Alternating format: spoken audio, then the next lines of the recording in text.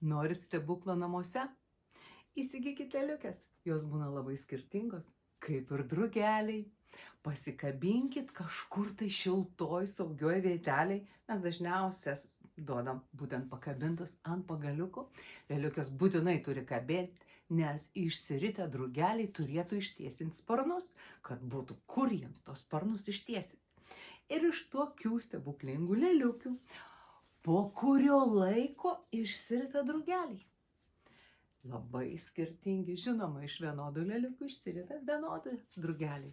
Štai čia drugelis, malachitas, žalias, drugelis nuotaka.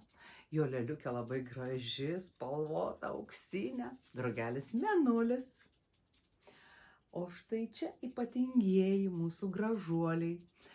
Pelėda ir mėlynoji morfa, kuri viduj yra stebuklingai šitra.